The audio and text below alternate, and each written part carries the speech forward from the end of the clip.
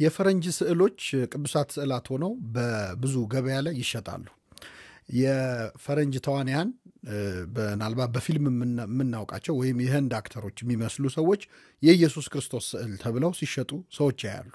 ይህንን የሚያዩ ሰዎች በአጠቃላይ ስዕል ማለት እንደዚህ አይነት የሆነ ቦታ ያለ ሰው ፎቶ ነው እና የሆነ ሰው ነው የምታመልኩት ብለው በሰፊ ይቃወማሉ። ሁለተኛ ደግሞ ከዚህ ጋር በተያያዘ ከዘርም ጋር የተያያዘ ነገር በስዕል ላይ ይነሳል። ለምሳሌ አብዛኛውን ከባህር ማዶ ተገዝተው ገበያ ላይ የምናያቸው ቅዱሳት ስዕላት ተብለው የሚሸጡ ስዕላት አብዛኞቹ የፈረንጅ ሰዎች ፎቶዎች ናቸው። ስለዚህ በተለይ በአፍሪካዊ አይን በእርግጠኛ ኢትዮጵያውያን ብዙም የአፍሪካዊነት ስሜት አለን ብሎ ለመናገር ያስቸግራል። ምናልባት የአፍሪካ ህብረት ስብሰባ አዲስ አበባ ሲካሄድ ነው አፍሪካዊነታችን በደንብ ትዝ የሚለን። ግን በአጠቃላይ እንደ ጥቁር ህዝብ ሆነ ስታስበው ግን በፈረንጅ ወይም በነጮች ዶሚኔት የተደረገ ሃይማኖት ነው ወይም አብዛኞቹ ቅዱሳን ፈረንጆች ናቸው ወይ የሚያሰኛል። በተለይ ደግሞ አንዳንዴ እንደ በተለምዶ እንደምናውቀው እንደ ቅዱስ ሚካኤል ስዕል ያለ መልአኩ ነጭ ሆኖ ሰይጣኑን ሆኖ የሚወክለው ስዕል ደግሞ ጥቁር ሆኖ ይታያል። ስለዚህ በዚህ ስዕል ላይ የተረገጠው አፍሪካዊ ነው ያለምንም ጥያቄ በመልክ ካየ ነው። ረጋጩ ደግሞ ፈረንጅ ነው። ይህንን ስዕል በተለይ በአፍሪካዊ አይን ስታዩ በጣም ስሜት ይነካል። እንዴት ነው እንደዚህ አይነት ነገሮች የሚታዩት? እውነት ቅዱሳት ስዕላት የፈረንጅ ፎቶዎች ናቸው ወይ? ይህን ማድረግስ ስርዓቱ ይፈቅዳል ወይ? የኢትዮጵያ ኦርቶዶክስ ተዋሕዶ ቤተክርስቲያን አሳሳልና የስዕል ስርዓት ይህንን ጉዳይ እንዴት ይመለከተዋል? የዛሬው ቆይታችን በአብዛኛው የሚያተኩረው የኢትዮጵያ ቤተክርስቲያንን ስዕላት አመጣጥ ታሪክና ይዘት በተመለከተ ይሆናል። እመለሳለሁ።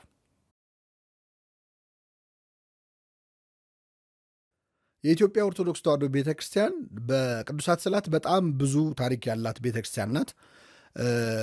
በስዕላት ታሪክም ረጅም የስዕል ታሪክ ያላት ቤተክርስቲያን ናት። ምናልባት አንዳንድ ጸሐፊዎች ስዕላት ከ16ኛው ክፍለ ዘመን በኋላ ነው የመጡት ብለው ደፍረው ለመጻፍ እስኪችሉ ድረስ በአብዛኛው የሚገኙት ስዕላት ከ16ኛው ክፍለ ዘመን በኋላ ያሉ ናቸው። እንደውም አንዳንድ ፈረንጅ ጸሐፊዎች ከአጼ ዘርዓ ያዕቆብ በኋላ ነው የቅዱሳት ስዕላትን መሳል መጠቀም መቼስ የፈረደበት አጼ ዘርዓ ያዕቆብ በእንደዚህ አይነት ጉዳይ ከሱ በኋላ ነው የመጣው የሚባል ብዙ ነገር አለ እና ስዕላትንም ከአጼ ዘርዓ ያዕቆብ በኋላ ነው መጠቀም የተጀመረው እንጂ ከዛ በፊት ስዕል የለም ብለው የጻፉ የውጭ ሀገር ሰዎች አሉ። እውነታው ግን እንደዛ አይደለም። በኢትዮጵያ ቤተክርስቲያን በጣም ረጅም ዓመት የቆየ የስዕል ታሪክ አለ።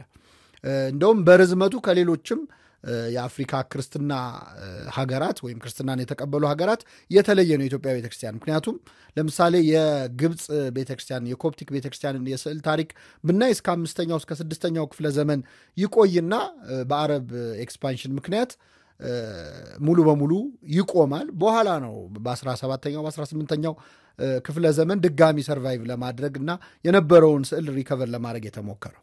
በኑቢያም የነበረው ክርስትና እንደዚሁ እስከ 11ኛው እስከ 12ኛው መቶ ክፍለ ዘመን ከቆየ በኋላ እንደዚሁ በአረብ ኮንኩዌስት ምክንያት ቆሞ ተቋርጦ የቀረ ነው። የኢትዮጵያ ቤተክርስቲያን ግን ከክርስትናን ከተቀበለችበት በተለይ በይፋ ብሔራዊ ሃይማኖት ሆኖ ከተቀበለችበት ከ4ኛው መቶ ክፍለ ዘመን አንስቶ እስከ 17ኛው እስከ 18ኛው መቶ ክፍለ ዘመን መቁጠር የምንችለው ረጅም ዓመት የቆየ የአፍሪካ የስዕላት ታሪክ ያለባት ቤተክርስቲያን ነች የኢትዮጵያ ቤተክርስቲያን።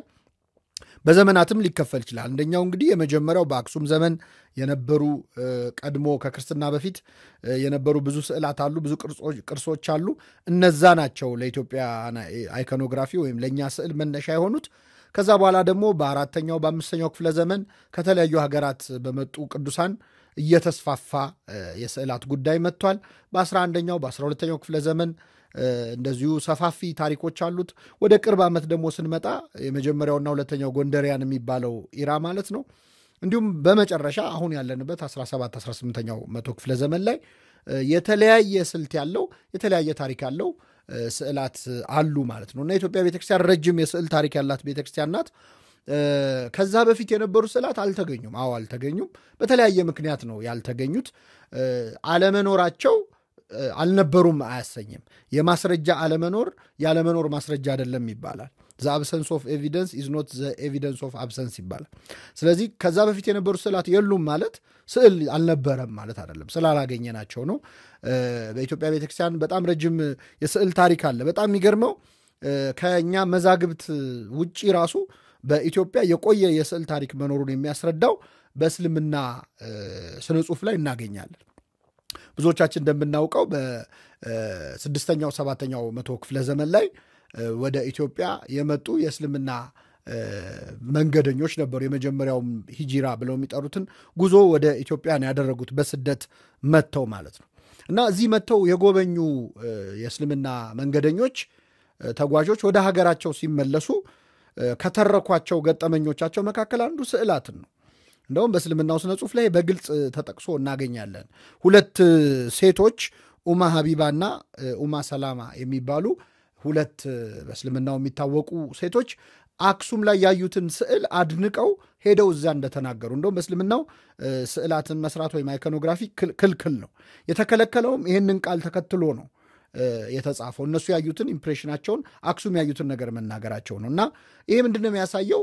እንግዲህ የእስልምና ተጓዦች ወደ ኢትዮጵያ በመጡ ጊዜ የተስፋፋ እነሱ አይተው ሄደው ለሀገራቸው ሰዎች እስኪናገሩ ያደረሰ የስዕላት ታሪክ በኢትዮጵያ ነበረ ማለት ነው። ስለዚህ የኢትዮጵያ ቤተክርስቲያንን ስዕል በሁሉም ዘርፍ ሊጠና የሚችል ረጅም ክፍለ ዘመናት የቆየ የመንፈሳዊ አገልግሎት ዘርፍ ነው። የኢትዮጵያ ቤተክርስቲያን ስዕል በሁሉም ላይ አለ። በነገራችን ላይ በብራና ላይ አለ። በጥንታዊ ማኑስክሪፕቶች ላይ ስዕል የመሳል ባህል አለ። በቤተ መቅደስ ግድግዳዎች ላይ የመሳል፣ በጣሪያ ላይ የመሳል ልማድ አለ። በእንጨት ላይ የመሳል አለ። በጨርቅ ላይ በቤተ መቅደስ መጋረጃ ላይ የመሳል ባህል አለ። በመስቀል ላይ እና በቅርጽ መልክ በብዙ መንገድ የኢትዮጵያ ቤተክርስቲያን እንግዲህ ሁሉን አቀፍ ነው። ምክንያቱም ይሄን ምናልባት ኢትዮጵያ ውስጥ ሆነን ስንናገረው ቀለል አድርገን እናወራለን እንጂ ከነዚያውን ከጠራዋቸው የመሳያ መንገዶች አንዱን ነው ብዙዎቹ የሚከተሉ።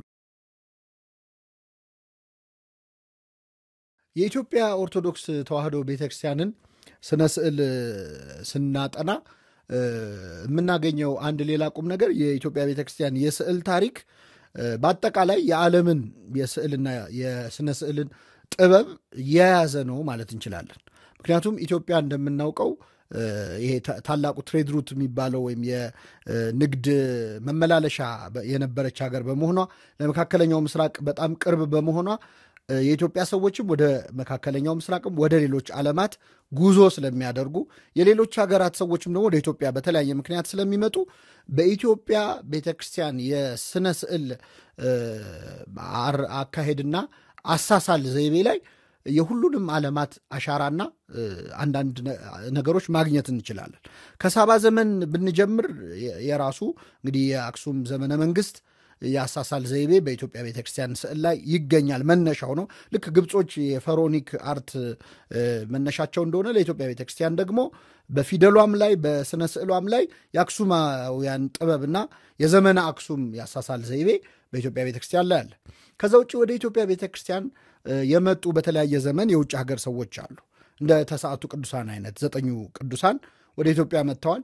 እነሱ በመጡ ጊዜ ያሳረፉት ያሳሳል ዘይቤ ያለ ሰዓሊያንም አሉበት እና አባ ገሪማ ከተስዓቱ ከ9 ቅዱሳን አንዱ አባ ይስሐቅ ወይም አባ ገሪማ የሚባሉት በጣም አስደናቂ ስዕል የሳሉ ጽሑፍ የጻፉ ብራና ያዘጋጁ ናቸው።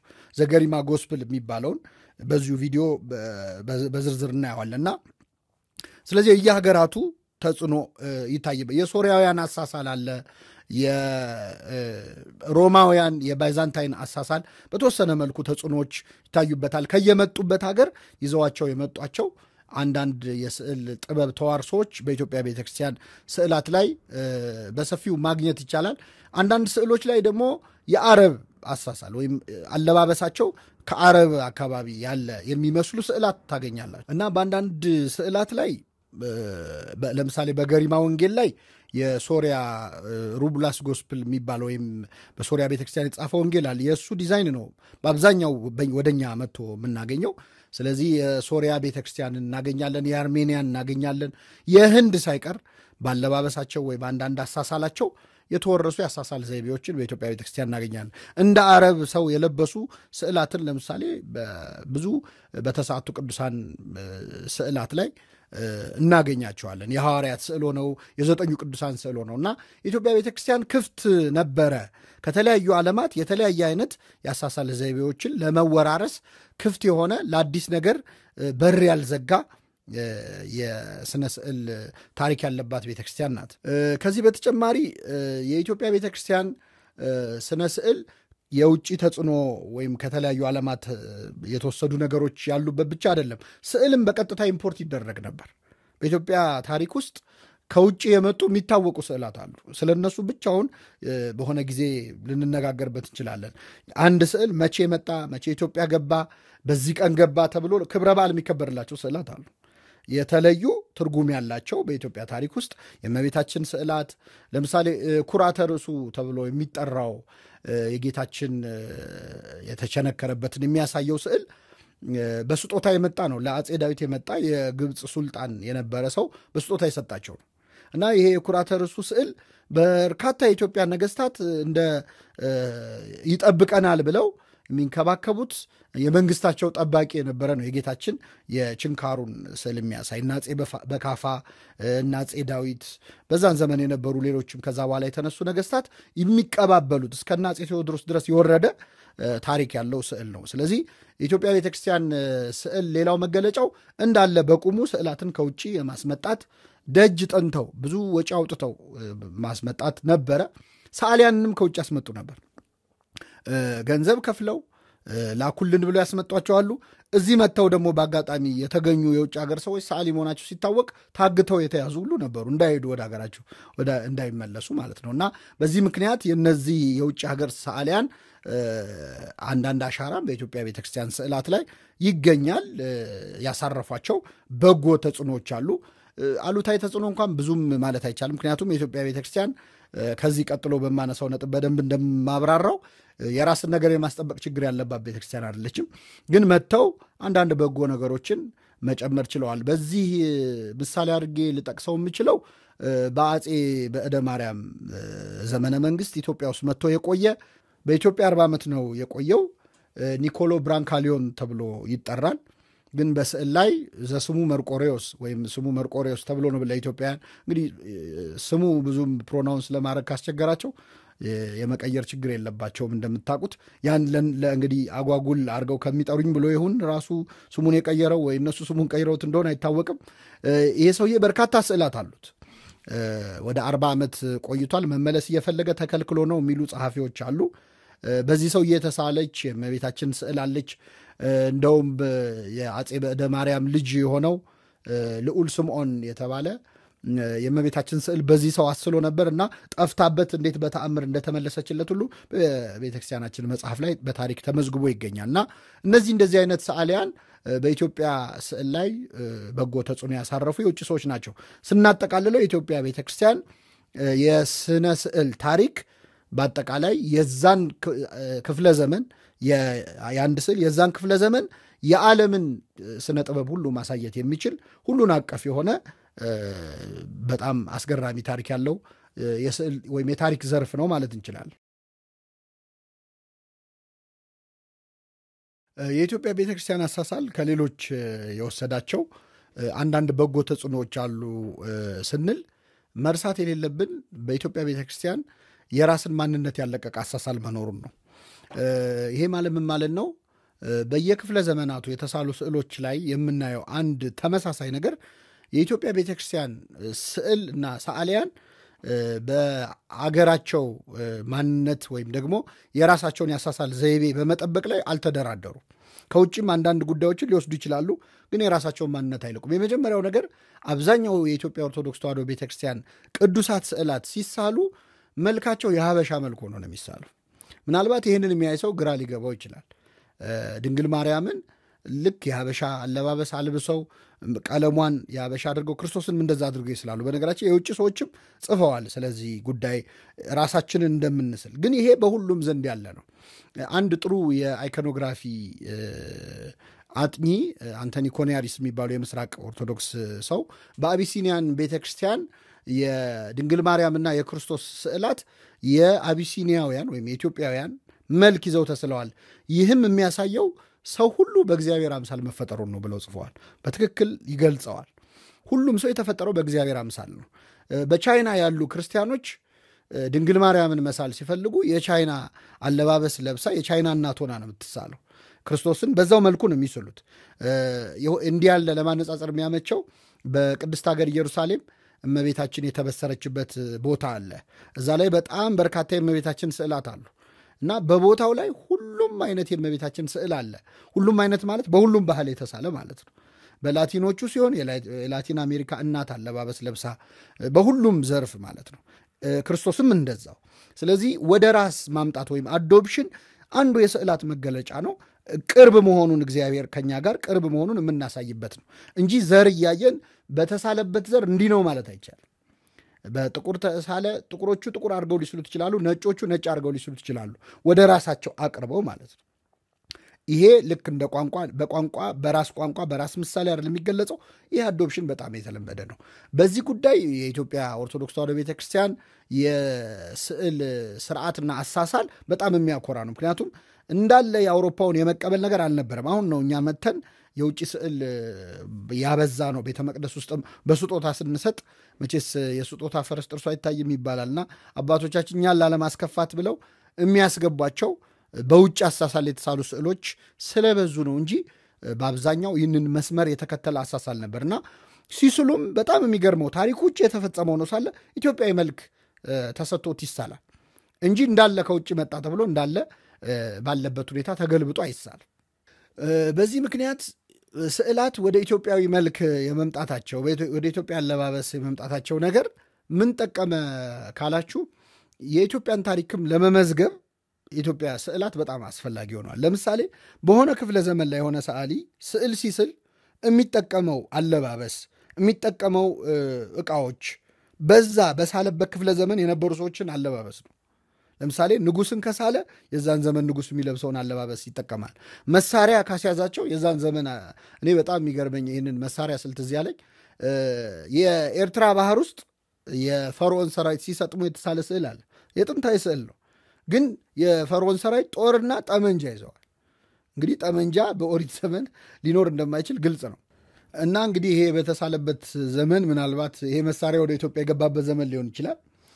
ታሪኩን ማጥናት ነው። ግን ምንድነው አብሮ ታሪክ መመዝገቢያ ዘዴ ይሆናል። ወይም ደግሞ ወደ ሀገራችን በዚህ ዘመን ይሄ ነገር የመጣበት ነው ወይም ከወቅቱ ጋር አዶፕሽን የሚባለው ይሄ በቅርብ ዓመታት ብቻ አይደለም። በነገራችን ላይ እንደዚህ ስዕልን ከኛ ባህል ጋር ከኛ ታሪክ ጋር ማስቀመጥና ታሪክ ለማጥናት ራሱ ይጠቅማል።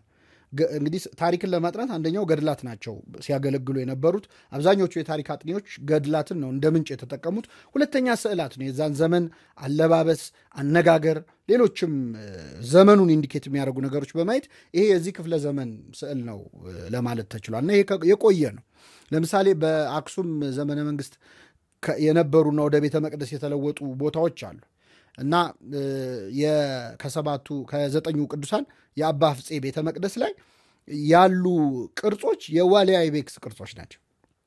እንግዲህ ዋልያ አይቤክስ ማለት በኢትዮጵያ ብቻ የሚገኝ እንስሳ፣ ብርቅዬ እንስሳ ነው እና ኢትዮጵያዊ መልክ መስጠት ማለት ወይም ወደኛ አዶፕት ማድረግ ማለት ይሄ ነው። የገሪማ ወንጌልም ላይ በተመሳሳይ እንግዲህ የገሪማ ጎስፕል ከተሳቱ ቅዱሳን አንዱ አባ ገሪማ የሳሉት ነው። በጣም የሚገርሙ ሀረጎች አሉበት እና ሀረጎቹ ከባይዛንታይንም ከሲሪያክም የወንጌል ማኑስክሪፕቶች ወይም ብራናዎች የተወሰዱ የተቀዱ ነገሮች አሏቸው። ግን በጣም የሚገርመው አባቶቻችን ቀድተው እንኳን ወይም ደግሞ የሆነ ነገር ኮፒ አድርገው እንኳን ኢትዮጵያዊ መልክ ግን ሳይሰጡት አይቀሩም። በገሪማ ወንጌል ላይ ወደ 14 የሚሆኑ ወፎች አሉ፣ የወፍ ዝርያዎች አሉ እና የተሳሉት ዝርያዎች በአብዛኞቹ በኢትዮጵያ ብቻ የሚገኙ ወፎች ናቸው። ይህንን ምን ማለት ነው? የራስን ነገር መግለጽ አለ ማለት ነው። ወፎች ቢኖሩም እኛ ጋር ያሉትን ወፎች ብቻ መርጠው ስለውታል። ይሄ በኋላም በሐይቅ እስጢፋኖስ ተመሳሳይ ይሄው ወንጌል ድጋሚ ሲሳልም ሌላ ወፎች ተጨምረው በኢትዮጵያ ብቻ የሚገኙ ወፎች የተሳሉባቸው ናቸው። እንግዲህ እግዚአብሔር ያሳያቸው። ለምሳሌ በኢትዮጵያ ወፎች ዙሪያ ጥናት ማድረግ የሚፈልግ ሰው የኢትዮጵያ ብራና ላይ የተሳሉ አዕዋፋትን በማየት ወደ ራስ አዶፕት የማድረግ ነገር ሊኖር ይችላል ማለት ነው። እና የኢትዮጵያ ቤተክርስቲያን አሳሳል አዶፕሽን አለው ወይም ወደ ራስ ማምጣት አለው ስንል ይህንን ነው። ይህ በእኛ ብቻ አይደለም። በነገራችን ላይ ግብፃውያኑም ላይ ሌሎቹም እንግዲህ አዶፕሽን ያለ ነው፣ ወደ ራስ የማምጣት የመሳብ ነገር። ኢትዮጵያዊ የሆነ ሰው በኮፕቲክ አሳሳል ሲሳል የኮፕቲክ ሰው ሆኖ ይሳላል።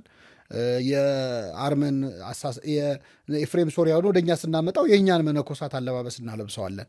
ይሄ በጣም የተለመደው ወደ ራስ ማምጣት ነው። አንድ ጊዜ የገረመኝ የኮፕቲክ ቤተክርስቲያን የስዕላት ላይ የአልዓዛር ከሞት የተነሳበትን ታሪክ የሳሉት በግብፅ መሚ ይሄ ሲቀብሩ የሚጠቀሙበት ፈርዖናቸውን የሚቀብሩበት አለን አስከሬን እንዳይደርቅ የሚያደርግ አካሄድና በሱ እንደተሰራ በመሚ እንደደረቅ አድርገው አልዓዛር ሲወጣ አድርገው ስለውታል። ለምን እነሱ ጋር አስከሬን በዛ መንገድ ስለሆነ ትሪት የሚደረገው ማለት ነው እንጂ አልዓዛር እንደዛ ሆኖ እንዳልሆነ ግልጽ ነው።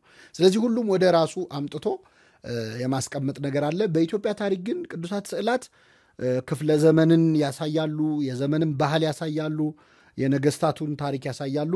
ብዙ በደንብ ለብቻቸው ሲጠኑ ብዙ ነገሮችን የሚጠቁሙ አንድ የታሪክ መዝገብ ናቸው ቅዱሳት ስዕላት በኢትዮጵያ። የኢትዮጵያ ኦርቶዶክስ ተዋሕዶ ቤተክርስቲያን ቅዱሳት ስዕላት ላይ ሌላው አስገራሚ ነገር በቤተክርስቲያናችን ከተሳሉ ስዕላት መካከል የአብዛኞቹ ጥንታዊ ስዕላት ሰዓሊዎች አይታወቁም። ማን እንደሳላቸው አልተጻፈም። እንግዲህ አሁን ባለንበት ዘመን ቢሆን አንድ ሰዓሊ ስዕል ስሎ ሲጨርስ ስሙን ይጽፋል፣ ይፈርማል። እገሌ የሳለው በዚህ ዓመተ ምሕረት ተብሎ ይመዘገባል። በጥንት ዘመን ግን ከመንፈሳዊነትና ከትህትና ብዛት የምትሰሩትን ሁሉ ለእግዚአብሔር ክብር አድርጉት ብሎ ቅዱስ ጳውሎስ የተናገረውን ሐሳብ አይምሯቸው ላይ ስላለ ስዕሉን መሳል ላይ ነው እንጂ ስማቸውን ማስቀረት ላይ ብዙ አላተኮሩም። ይህ ለእነሱ ሊጠቅማቸው ይችላል፣ ለኋላ ሰዎች ግን ይጎዳናል።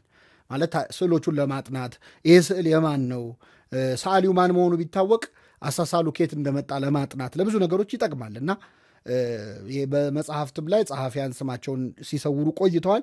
የጠቀሱም ብዙ ቅዱሳን አሉ እና ልክ እንደዚሁ ስዕልም ላይ በተመሳሳይ ብዙዎቹ ስማቸውን አልጠቀሱም። በዚህ ምክንያት የኢትዮጵያ ኦርቶዶክስ ተዋሕዶ ቤተክርስቲያንን ስዕላት የሳሉ ሰዓሊያን በቁጥር የምናውቃቸው ከስዕሉ ቁጥር ጋር አይገናኝም። በጣም ጥቂቶች 5 የማይሞሉ በስም የሚታወቁት ጥንታዊ ሰዓሊያን አሁን ቅድም ያነሳሁት ፈረንጁ ሰው ከመጣበት ክፍለ ዘመን እንደነሱ አይነት የውጭ ሰዓሊዎች ከመጡበት ከ17ኛው መቶ ክፍለ ዘመን በኋላ ነው የኢትዮጵያ ሰዓሊያን ስማቸውን አብረው ከስዕሉ ጋር መጻፍ የጀመሩት። በዚህ እንግዲህ የሚታወቁ ሰዓሊያን ማግኘት ችለናል ጥቂቶች። ለምሳሌ በ14ኛው መቶ ክፍለ ዘመን በአጼ ዘርዓ ያዕቆብ ዘመን የነበረው ፍሬ ጽዮን የተባለ ሰዓሊ ነበር። ብዙ ስዕሎችን በዛ ዘመን አበርክቷል። በተለይ እመቤታችን ስዕል በብዛት የተስፋፋበት ወቅት ስለነበር ምስለ ፍቁር ወልዳ በአጼ ዘርዓ ያዕቆብ ዘመነ መንግስት ፍሬ ጽዮን የሚባል ሰዓሊ እናውቃለን። ሌላው ከሰዓሊያን መካከል የምናውቃቸው ከፍሬ ጽዮን ውጭ ማለት ነው ከሰዓሊያን የምናውቃቸው ተክለ ማርያም የተባሉትን ሰዓሊ ነው በክርስትና ስማቸው፣ ወይም ደግሞ አባ መብዓ ጽዮን የሚባሉትን ቅዱስ ነው። እንግዲህ አባ መብዓ ጽዮን ጻድቅ መነኩሴ ናቸው፣ በረከታቸው ይደርብን። ተክለ ማርያም በሚል ስም ነው ገድላቸውም ሰዓሊ እንደሆኑ ይጽፋል። በጣም ውብ የሆነ የምትመለከቱትን የቅዱስ ጊዮርጊስ ስዕል የሳሉት አባ መብዓ ጽዮን ናቸው እና ቅዱሳንም ጭምር በስዕል ላይ በኢትዮጵያ ታሪክ ይሳተፉ ነበረ። አንዳንድ የሚገኙ አሉ። ለምሳሌ እስታዚያ የሚባል ሰዓሊ በዚህ በጭህ ገዳም ያሉ ስዕላትን እንደሳለ በመዛግብት ተጽፎ ይገኛል። እንደዚህ በኋላ ላይ ሰዓሊያን እኔ ነኝ እገሌ ነኝ ብለው መጻፍ ጀመሩ። ፈረንጆቹም መጥተው እገሌ ነኝ እኔ ነኝ ብለው መጻፍ እያስለመዱ መጡ እንጂ ከዛ በፊት ያሉት አብዛኞቹ ስዕላት በእውነት ማን እንደሳላቸው እንኳን አይታወቁም ነበር።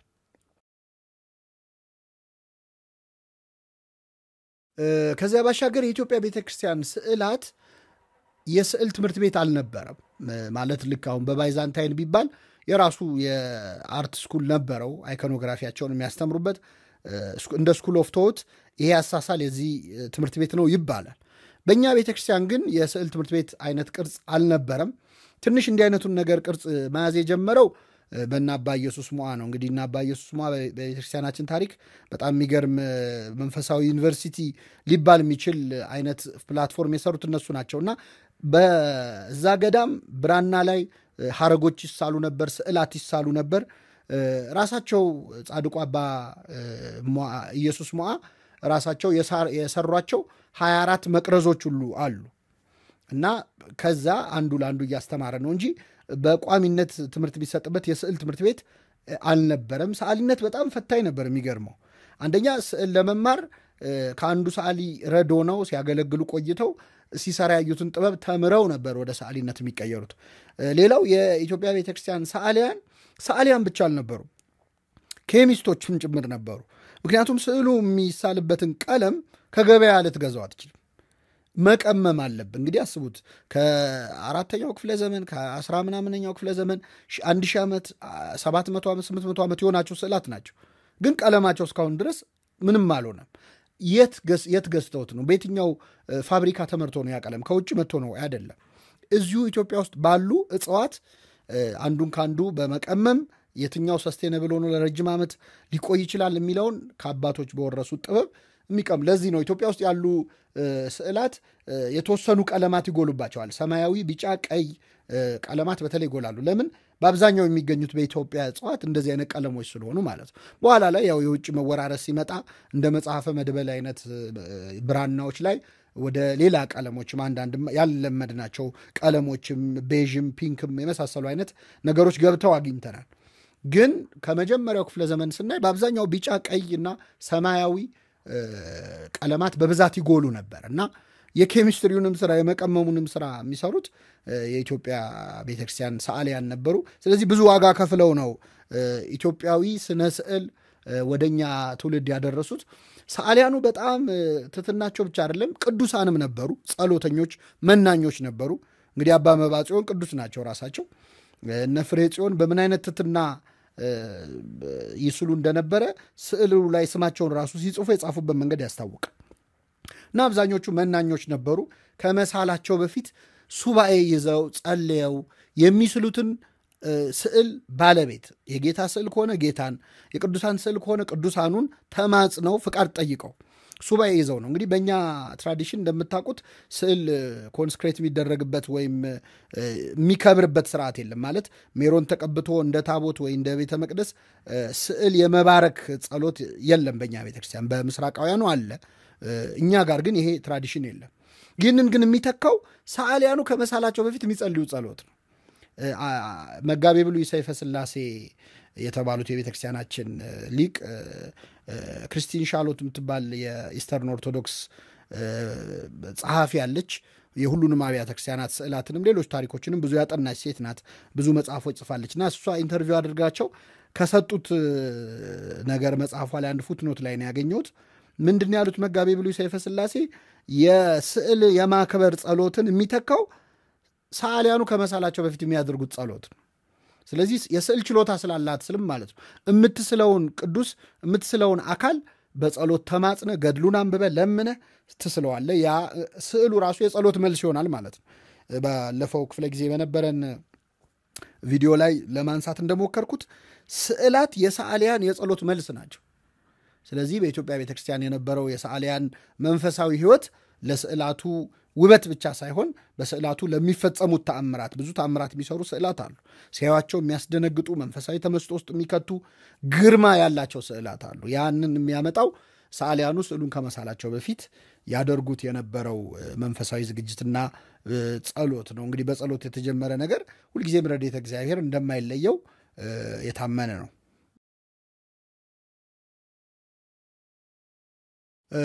የኢትዮጵያ ሰዓሊያን አብዛኞቹ አይታወቁም። እንደውም ከአብዛኞቹ ሰዓሊያን በኢትዮጵያ ቤተክርስቲያን ቅዱሳት ስዕላት ከሳሉ ሰዓሊያን ይልቅ ስዕሉን ያሳሉት ሰዎች የተሻለ ይታወቃሉ። ምክንያቱም አብዛኛውን የኢትዮጵያ ቤተክርስቲያንን ቅዱሳት ስዕላት የሚያስሉት ንጉሳዊ ቤተሰቦች ወይም ነገስታት ራሳቸው ወይም ደግሞ መኳንንት የሆኑ ሰዎች ነበሩ። በዚህ ምክንያት በስዕሉ ላይ ይህንን ስዕል ለዚህ ገዳም ወይም ለዚህ ደብር የሰጡት በክርስትና ስማቸው ወይም በባለስልጣኖች ምናምን ሲሆኑ ደጃዝማች ገሌ፣ እቴጌ ገሊት ናቸው ያሳሉት ተብሎ በስዕሉ ላይ ስማቸው ይጻፍ ነበር። ይህ ብቻም አይደለም። በነገራችን ላይ ከጥንት በመጀመሪያው አልነበረም እንጂ ወደ ኋላ ክፍለ ዘመናት በተለይ ከ17 ከ18 ከ19 አካባቢ የተሳሉ በአብዛኞቹ ስዕላት 18ኛው ክፍለ ዘመን ላይ ጭምር የተሳሉ ስዕላት ላይ ያሳሉት ሰዎች አብረው ይሳላሉ። ሲሳሉ ለስዕሉ ሰግደው ተንበረክከው፣ ለምሳሌ ብዙዎቻችሁ የምታውቁት የእቴጌ ምንትዋብ ስዕል ከእመቤታችን ስዕል ስር ሰግደው የተሳሉት ማለት ነው። እንደዚህ አይነት ስዕላት አሉ። እነ ደጃች ውቤ ተስለዋል። እነ አጼ ኢያሱ ተስለዋል። እንደዚህ አይነት ሰዓሊያን ማነው ስዕል ሰጪ ዶኔት ያደረጉ ሰዎች አብረው ተስለዋል። አጼ ዘርዓ ያዕቆብ ብቻ ነበረ ፈቃደኛ ያልነበረው። በእሱ አመለካከት እርሱ ከስዕል ጋር መሳልም እሱ ጭራሽ መሳልም አለበት ብሎ አያምንም ነበረ። ይሄ ሴኩላር ስዕል ወይም ደግሞ እኔ ልሳል የሚለውን ነገር አይቀበለውም ነበር። ቅዱሳንን ማሳል ላይ ነበር እሱ የበረታው። የኋላ ዘመን ሰዎች ግን ከስዕሉ ጋር ሲሰግዱ ሲጸልዩ ተስለዋል። ይሄ መጥፎ ነገር አይደለም። ሰይጣንም ይሳላል አይደል በሆነ ታሪክ ውስጥ እስካለ ድረስ እና መገዛታቸውን መስገዳቸውን ለማሳየት ነው። አብሮ ግን ምን ጠቀመ? የዛን ዘመን እነማን እንደነበሩ እነማን እንዳሳሉት ወይም ደግሞ የዛን ዘመን የሀገሪቱ ታሪክ ምን ይመስል ነበር የሚለውንም አብሮ ለማጥናት እንደዚሁ ከፍተኛ አስተዋጽኦ አድርጓል ለማለት ነው እና የኢትዮጵያ ሰዓሊያን በአብዛኛው ያልታወቁ ነበሩ የሚለው ግን የማይረሳ ነው። የኢትዮጵያ ቤተክርስቲያን ቅዱሳት ስዕላት ሌላው መገለጫ ትርጉም ያለው ስዕል ብቻ የሚሳል መሆኑ ነው። ይሄ ማለት ምን ማለት ነው? ለጌጥ ወይም ለጥበባዊ መመሰጥ ተብሎ የሚሳል ስዕል የለም። አርትን ፎር ዘ ሴክ ኦፍ አርት የሚባለው ነገር በኢትዮጵያ ቤተክርስቲያን አይኮኖግራፊ ላይ የለም ጨርሶ። ለመሳል ተብሎ ወይም መቅደስ ለማሳመር ተብሎ የሚሳሉ ምንም ትርጉም የሌላቸው፣ በነገራችን ላይ ምስራቃውያን በሙሉ የሚከተሉት ኦርቶዶክሳውያኑም ምስራቅ ኦርቶዶክሶቹም ኦሪየንታሎቹም የሚከተሉት ሁሉም የሚስማማበት ሐሳብ ነው። በእኛ ቤተክርስቲያን ስርዓት የስዕል ቀርቶ ዜማ ራሱ ቃል የሌለው ዜማ ማዜም አይቻልም። በቤተክርስቲያን ስርዓት ማለት ዝም ብሎ የሚል አይነት ዝም ብሎ ዜማ ቃል የሌለው፣ ለምሳሌ አሃዱ ቢባል ረጅም ቢሆን ዜማው አ ብሎ ነው የሚጀምረው። አንድ ቃል አስይዞ ነው ሀሌ ወይ ሀሌ ብሎ ነው የሚጀምረው። በሆነ መነሻ ቃል ነው እንጂ ዝም ብሎ ዜማ ለማሰማመር ለማረክረክ ተብሎ የሚዘም ዜማ የለም። ትርጉም የሌለው ዜማ ማዜም አይቻልም። እኩል ነው። ትርጉም የሌለው ስዕል መሳልና ትርጉም የሌለው ዜማ ማዜም አንድ ነው። ጊዜ ከማቃጠል ውጭ ምንም ትርጉም ስለማይሰጥ ማለት ነው። ስለዚህ በኢትዮጵያ ቤተክርስቲያን ስዕል ላይ ትልቁ አንዱ መገለጫ ለመልእክቱ ወይም ደግሞ ስዕሉ ሊያስተላልፍ ለሚችለው ሐሳብ ነው የበለጠ ቅድሚያ የተሰጠው። ለአናቶሚው አልተጨነቁም። ምናልባት ፕሮፖርሽናል አይደለም የኢትዮጵያ ቤተክርስቲያን ስዕል ስታዩት የሰውየው ፊቱና እግሩ ምናልባት ሲነጻጸር ፊቱ ሊበልጥ ይችላል ከቀሪው ሰውነቱ እና አናቶሚውን በማበላሸት ወይ ደግሞ ፕሮፖርሽኑን ባለመጠበቅ በጣም የተጠነቀቁት ስዕሉ የሚያስተላልፈው መልእክት ላይ ነው እና ይሄ አይነቱ አፕሮች በመጀመሪያ በውጭ ሀገር ሰዎች በጥሩ አይን አልታየም፣ ብዙ ተተችቷል። ይህንን ስልት ዝም ይለኝ ኮንቲሩሲኒ የሚባል ጣሊያናዊ ያው ሰውየው ዘነሰሰሪ ኢቪል የሚባለው አይነት ሰዎች ነው ማለት ለኢትዮጵያ ታሪክ ለሚያጠና ሰው አስፈላጊ ነው። እሱ የጻፋቸው ጽሁፎች የሆኑ ክፍለ ዘመናትን በሱ ነው ያወቅ ነው። ያው እኛ ታሪክ የመመዝገብ ብቃታችን ያነሰ ስለሆነ ማለት ነው እና ኮንቲሩሲኒ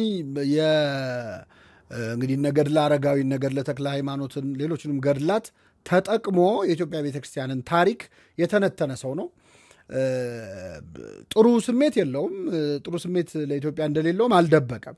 ማለት ታሪክም የኢትዮጵያን ታሪክ ማጠናው ቅኝ ለመግዛት ታሪኳን ማወቅ ስለሚያስፈልግ ነው ብሎ ምን አይነት የኮሎኒያል ማይንድ ሴት ወይም የቅኝ ገዢ አስተሳሰብ እንዳለው ግልጽ አድርጓል። የኋላ አጥኚዎችም የእንደዚህ አይነቶቹን ጸሐፊዎች ታሪክ ሲተነትኑ ኮሎኒያል ማይንድ ሴት ኖሯቸው ያሏቸውን ከጥላቻ ከንቀት ያሏቸውን እየመረጡ እያጸዱ ነው ለብቻ ታሪኩን ለማጥራት የሚሞክሩት እና የኢትዮጵያ ቤተክርስቲያን ስዕል ላይ ያለው አስተሳሰብ ጥሩ አልነበረም። ባርባሪክ ዴሪቬሽን ኦፍ ኮፕቶ ባይዛንታይን አርት ይላል።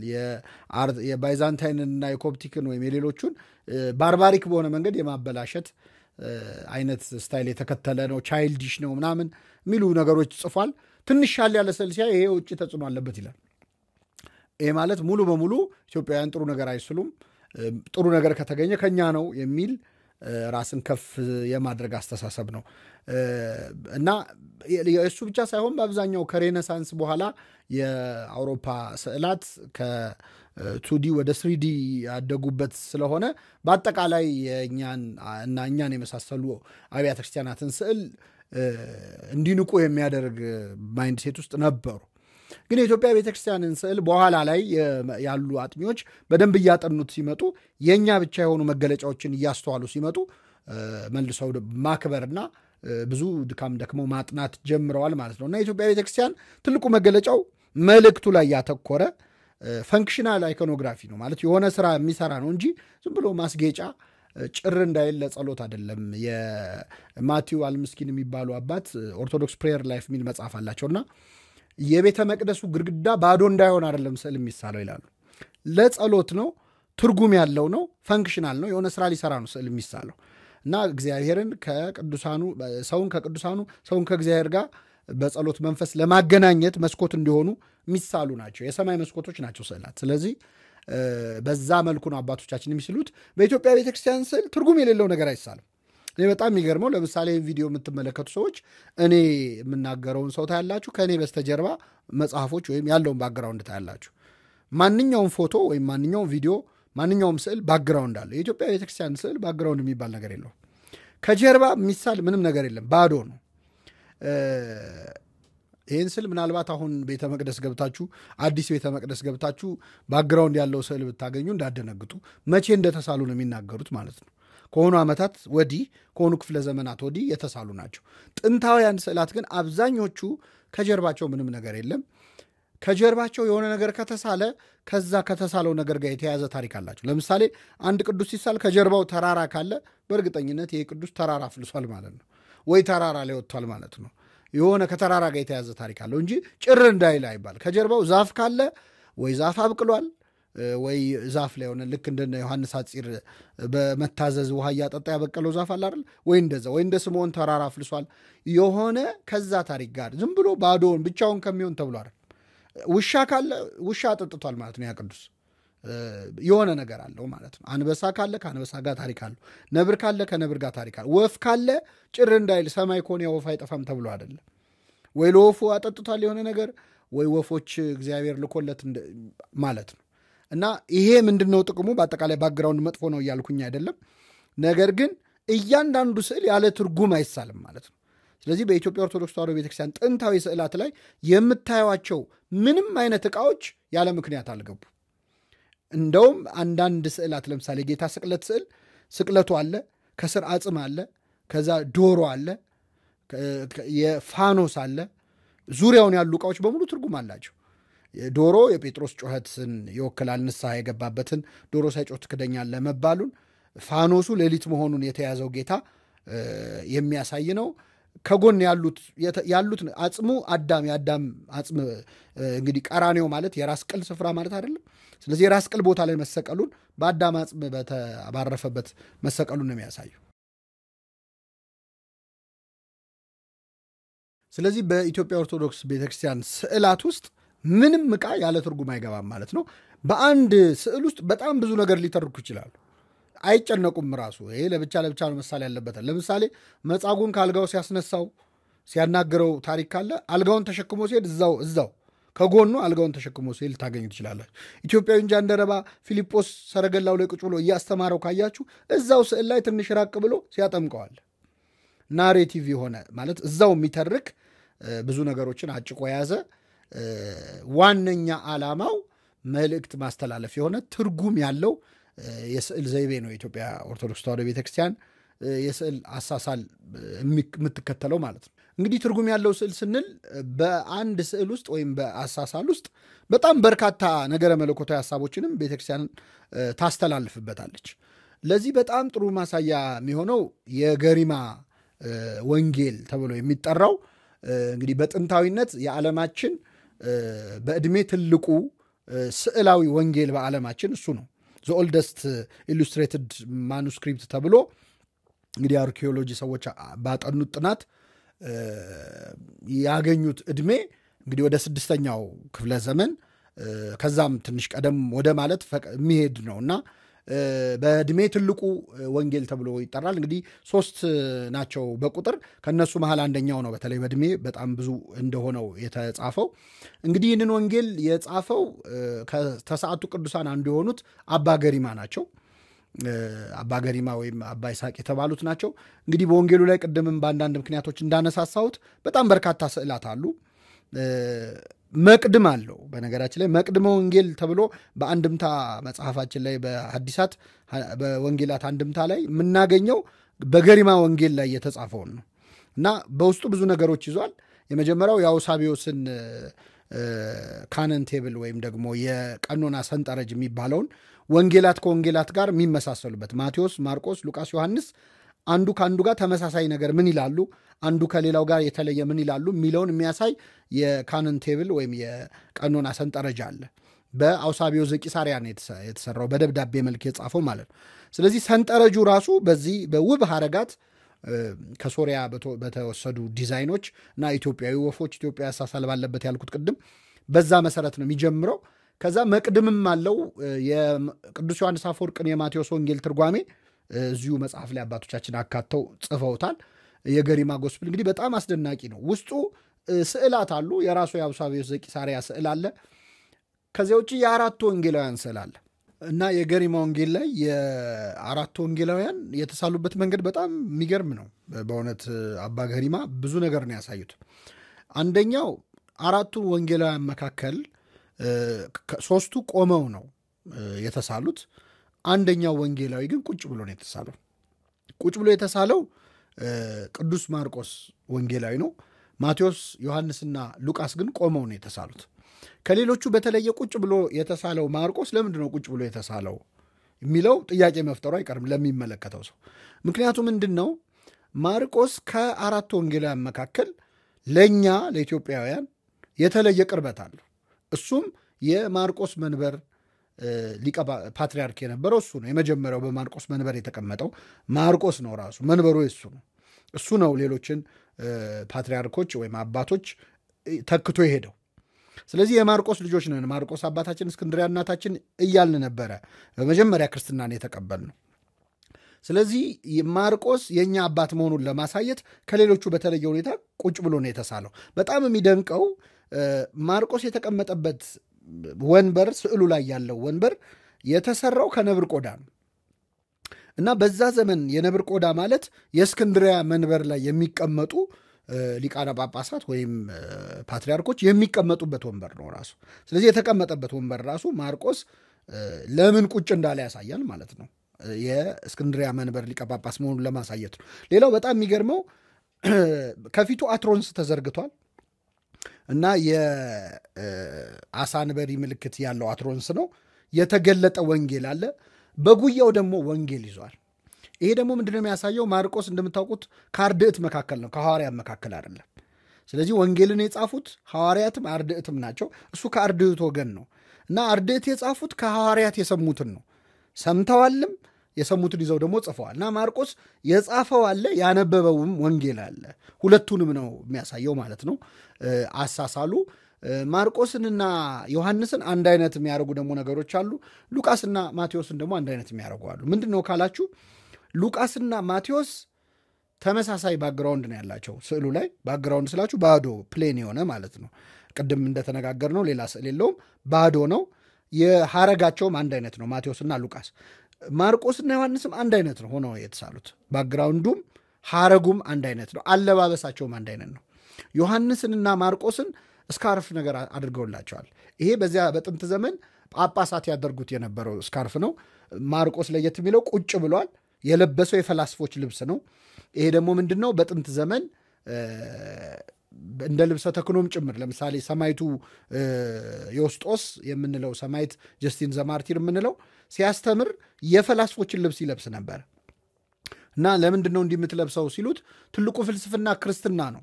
ፊሎሶፊያ ማለት የጥበብ ፍቅር ማለት ነው። ጥበብ ደግሞ መድኃኒታችን ኢየሱስ ክርስቶስ ነውና ከሱ በላይ ጥበብ የለም ለብሳለሁ ይል ነበርና በዛኛው አሳሳል ለሮማውያን የጻፈ መሆኑን ወንጌሉን በሮማይስጥ የጻፈ መሆኑን ለማሳየት ማርቆስን የፈላስፎችን ልብስ አልብሰውታል።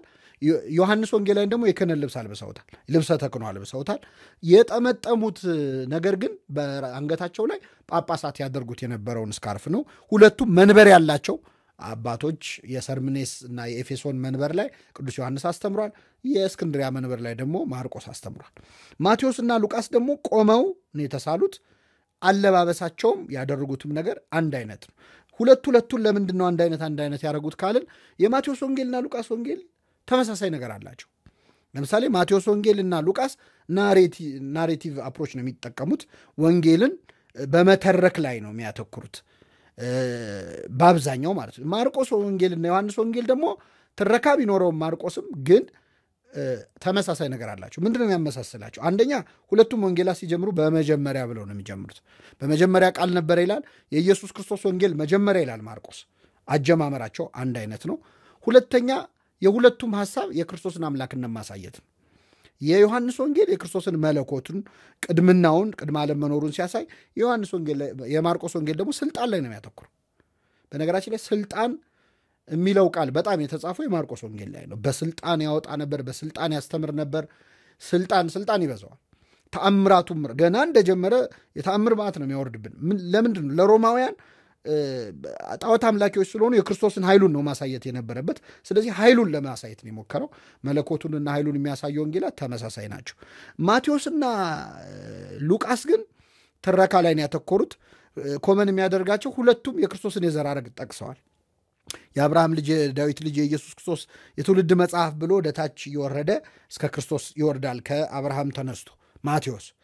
ሉቃስ ደግሞ ከክርስቶስ ተነስቶ ወደኋላ ሪካፕቹሌሽን የሚባለው ክርስቶስ ድጋሚ አይደል የፈጠረን፣ ከኋላ ከታች ወደ ላይ አድርጎ ወደ አዳም ይሄዳል። ሁለቱም የዘር ሐረግ ይተርካሉ፣ ዝርዝር ታሪክ የሚተርኩ ናቸውና ምን እንደሚያመሳስላቸው አውቀው ስዕል ላይ ሁለቱን ወንጌላት ለብቻ መድበዋል። ከዚህ በላይ ትርጉም ያለው ስዕል መሳል የለም። የኛ ቤተክርስቲያን እያንዳንዱን ስዕል ስትስል ማለት የምትፈልገው ማስተላለፍ የምትፈልገው መልእክት እንዳለ ነው የሚያሳየው። ሌላው የኢትዮጵያ ቤተክርስቲያን የስዕል መገለጫ ሪያሊስቲክ የሆነ አሳሳል አይሳልም። ይሄ በአብዛኛው ምስራቃውያኑም ላይ የሚታይ ነው። እውነት የሚመስል ስዕል ወይም ደግሞ ሰዓሊያኑ እንዲመስላሉ የሚያስመስል ስዕል አይሳልም። ለዚህ ነው ስለ አናቶሚውም ስለ ፕሮፖርሽኑም ሳይጨነቁ የሚስሉት። እንዲህ ይመስላል ያ ቅዱስ እንዲህ ይመስላል የሚል ሐሳብ ስለሌላቸው ነው። ይሄ የእኛ ትውፊት አይፈቅደውም። መግቢያ ላይ ያነሳሁት አንድ ነገር ነበር። በተለይ አሁን ወደ ሀገራችንም ሲገቡ ብዙም ተቃውሞ ማናሳይባቸው ግን ተገቢ ያልሆኑ ከኛ ትውፊት ጋር በጣም የሚቃረኑ ስዕላት አሉ። ይኸው ምንድነው? የፈረንጅ ሞዴሎች የሚታወቁ የፊልም ሰሪዎች ወይም ደግሞ የሞዴሊንግ ቁመና ያላቸውን ወጣት ወንዶች ስዕል ወደ ቅዱሳት ስዕላት ለመቀየር የክርስቶስ ስዕል፣ የድንግል ማርያም ስዕል፣ የሌላ ቅዱስ ስዕል አድርጎ መሳል ተገቢ አይደለም። ምንድነው ችግሩ? ምክንያቱ ይሄ በአጠቃላይ በእኛ ብቻ ሳይሆን በምስራቃውያኑም በኦሪየንታሉም በሁላችንም የተከለከለ ነው። ለምንድን ነው ካላችሁ፣ ሪያሊስቲክ ሲሆን ሰውየውን ከጸሎት መንፈስ ይረብሸዋል። ስዕሉ ራሱ እውነታ ሲሆን አንድ የምናውቀውን ሰው የሚመስል ስዕል ማየት ማለት ነው። እገሌን የሚመስል ስዕል ማየት ጸሎት የሚጸልየውን ሰው ዲስትራክት የማድረግ ነገር አለው። ሁለተኛ ለምሳሌ የክርስቶስ ስዕል በሚታወቅ ሰው ሲሳል ከክርስቶስ አምላክነት ይልቅ ሰውነት ላይ ያተኩራል ስዕሉ ማለት ነው። ዲቪኒቲውን ትቶ መለኮቱን ትቶ ትስብእቱን ወይም ሰው መሆኑ ላይ ነው ያተኩረው። ቅድም ጠቅሻቸው የነበሩ አንቶኒ ኮኒያዲስ የተባሉ ጸሐፊ የውጭ የፈረንጅ ሞዴሎችን መሳል ችግሩ ይላሉ ሁለቱንም አያሳይም ማለት ተዋህዶውን አያሳይም። አሁን የኛ ቤተክርስቲያን ስዕል በጣም ሪያሊስቲክም አይደለም፣ በጣም ደግሞ እንደው በቃ ብርሃን በብርሃን ሆኖ ክርስቶስ የሚያስፈራው ነው አይሳለም፣ መካከለኛ ነው። ይሄ ማለት መለኮቱን እና ስጋውን መዋሃዱን የሚያሳይ ነው እና በጣም ሪያሊስቲክ የሆኑ አሳሳሎች በእኛ ቤተክርስቲያን አይፈቀዱም። እገሌን ይመስላሉ ተብሎ አይሳሉ። ከመነሻውም እንደዛ አይነት ዓላማ የለውም። ስዕል እገሌን ይመስላል ይህንን ያክላል ተብሎ አይደለም። መልክ የሌላቸው ሁሉ ይሳሉ የለ እንዴ? መላእክታውን ማን አይቷቸው ነው? ረቂቃን ናቸው ግን ይሳላሉ። ስለዚህ ዲፒክሽን ስለሆነ ውክልና ተምሳሌት ስለሆነ ስዕላትን በጣም ሪያሊስቲክ ማድረግ በእኛ ቤተክርስቲያን አይፈቀድም። በጣም የሚገርመው በኢትዮጵያ ኦርቶዶክስ ተዋሕዶ ቤተክርስቲያን ስዕላት ላይ ሌላው የሚታየው ነገር ጥላ ያለው ስዕል አታገኙ። ጥላ ያለው ማለት ሻዶ። አሁን እኔ ፎቶ ተነስቼ ብታየው ፎቶ ላይ የኔ ጥላ መኖሩ አይቀርም በሆነ መልኩ ማለት ነው። ቪዲዮም ላይ በተመሳሳይ ይኖራል። የእኛ ቤተክርስቲያን ስዕላት ላይ አሁን በቅርብ በዘመናዊ አሳሳል እየገባ ወደኛ ሲመጣ ትንሽ ኋላና ፊት በማድረግ የስሪዲ አይነት ፎርማት ለመስጠት የሚሞክሩ ሰዓሊያን አሉ፣ ምናያቸው አሉ። ግን በኦሪጂናሊ በኢትዮጵያ ቤተክርስቲያን ስዕል አሳሳል በኢትዮጵያም በግብፅም በኮፕቲክ አይኮኖግራፊም በሌሎቹም ጥላ አይፈቀድም። ጥላ የማይፈቀደው ቱዲ እንዲሆን ብቻ አይደለም። ዋነኛው ምክንያት ምንድን ነው? በዚህ በያዕቆብ መልእክት ላይ አንድ የተነገረ ቃል አለ።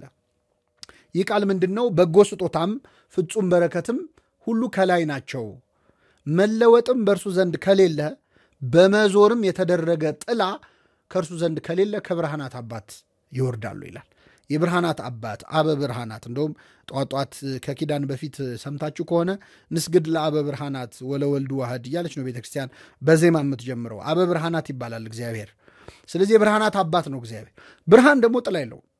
ብርሃን እንደምታውቁት ሻዶ የለውም እና እግዚአብሔር ብርሃን ነው፣ የብርሃናትም አባት ነው። ቅዱሳን ብርሃኖች ናቸው። እናንተ የዓለም ብርሃን ናችሁ ተብለዋል። ስለዚህ በዚህ ብርሃን ናቸው እያልን በዚህ ጥላ አንሰራላቸውም። ጥላ ያለው ስዕል ካያችሁ የጴጥሮስ ነው። እሱም በጥላው ሲፈውስ ነው። ቅድም እንዳልነው ትርጉም የሌለው ነገር ስዕል ውስጥ አይገባም ብለናል አይደል? ስለዚህ ጥላ ካገኛችሁ በእርግጠኝነት ያ ቅዱስ ወይ በጥላው የሆነ ነገር አድርጓል፣ ከጥላ ጋር የተያዘ ነገር አለው ማለት ነው። አለዚያ ደግሞ የቅርብ ጊዜ ከጎረቤት የልምድ ልውውጥ ያደረገ ሰዓሊ የሳለው ስዕል ነው ማለት ነው። በእኛ ግን ኦሪጂናሊ በቤተክርስቲያናችን ስዕላት ጥላ አይደረግም። ክብራቸውን ለመግለጽ ነው። ቅዱሳን ሲሳሉ ፊታቸው ፊት ለፊት የሚያይ ሆኖ ነው የሚሳለው፣ በጎን አይሳሉ። የጥንቱ ላይ የገሪማ ጎስፕል ላይ ምናምን በጎን ሊገኝ ይችላል። ግን በኋላ ላይ ዴቨሎፕ የተደረገ ያሳሳል ዘይቤ ቅዱሳን ሲሳሉ ወደፊት ነው የሚያዩት። ምን ይላል በመጽሐፈ ምሳሌ ላይ? ጻድቅ ኃጥእ የሚያሳድደው ሰው ሳይኖር ይሸሻል፣ ጻድቅ ግን እንደ አንበሳ ሳይፈራ ይኖራል ይላል። ስለዚህ ቅዱሳንን ስዕላት ስታይ ሲሳሉ ፊት ለፊት በሁለት አይናቸው እያዩ ነው። የሚያሸማቅቃቸው የሚያስጨንቃቸው ነገር የለም። በቅንነት የሄዱ መሆናቸውን ያሳያል። ከሚያየው ሰው ጋር ደግሞ አይ ኮንታክት አላቸው። ኃጥአን ግን ሲሳሉ በጎን ነው የሚሳሉት። መፍራታቸውን፣ በራስ አለመተማመናቸውን፣ እንዲህ የመሳሰሉትን ነገሮች ጎዶሎ መሆናቸውን፣ ሕይወታቸው መጉደሉን ለማሳየት በአንድ ይሳላል። የይሁዳ ስዕል ወይም የኃጢአተኛ ስዕል ሲሳል ይሳላል። ይሄ አሳሳል አዶፕት አድርገውት ነው። አሁን የአድዋ ጦርነትን ስዕል ሲስሉ ጣሊያኖቹን በአንድ አይነት ነው የሚስሉት አባቶቻችን። እቺ እንግዲህ ፖለቲካ ነች ማለት። ኢትዮጵያውያኑን ጀግኖች ደግሞ ፊት ለፊት ነው የሚያደርጉት። ይሄ ከኢትዮጵያን አይኮኖግራፊ አዶፕት የተደረገ ነገር ነው። ለማንኛውም እንግዲህ በጣም ውብ የሆነ የስዕል ታሪክ፣ ረጅም የስዕል ታሪክ ያላት ቤተክርስቲያን ናት ያለችን። በሚያሳዝን ሁኔታ እኔ መረጃው ስለሌለ ሊሆን ይችላል በመንፈሳዊ ኮሌጆችም ይሁን በከፍተኛ ትምህርት ተቋማት የኢትዮጵያን አይኮኖግራፊ የሚጠናበት ዘርፍ ትምህርት ክፍል የለም። ምናልባት እኔ እውቀት አንሶ ሊሆን ይችላል ብያቸዋለሁ። ከቅርብ ዓመታት ወዲህ ለምሳሌ ኮፕቲክ ቸርች ኮፕቲክ አይኮኖግራፊ ብላ ዲፓርትመንት ከፍታ ያሳሳል ስርዓቷን ሴንትራላይዝድ በሆነ መንገድ ዝም ብሎ መተቸት የውጭ ስለሆነ ይሄ ልክ አይደለም ምናምን አይደለም። እሱን ማድረግ ምን መማርም አያስፈልገው። የራሳችንን ስዕላም ማጥናት አለብን። አባቶቻችን በየክፍለ ዘመናቱ ኦፕን ማይንድድ ሆነው ጥሩ ጥሩ ነገሮችን ወስደዋል፣ ክፉ ክፉ ነገሮችን አስቀርተዋል። የወሰዷቸውን ደግሞ በኢትዮጵያዊ መንፈስ ቃኝተዋል። ስለዚህ ለለውጥ ክፍት የሆነ ለፈጠራ ክፍት የሆነ ነገር ግን ደግሞ ዘመኑን እየዋጀም ማንነቱን የማይለቅ ያሳሳል ስርዓት ያላት ቤተክርስቲያን እንደሆነች የሚያሳይ ነው እስካሁን የሰማነው መረጃ። ይህንን ይዞ ግን የሚሰራ ተቋም የሚሰራ አካል ቤተክርስቲያናችን ለወደፊቱ ያስፈልጋታል። ስዕልም ስናስል በተቻለ አቅም ወደኛ ቅርብ የሆኑትን ስዕላት መጠቀም፣ ስጦታም ስንሰጥ በዚህ መንገድ በተቃኘ መንገድ ቢሆን በጣም ጥሩ ነው። እንግዲህ ከብዙ በጥቂቱ ለኢትዮጵያ ቤተክርስቲያን ስዕል የወሰድነው ጊዜ ይህን ይመስላል።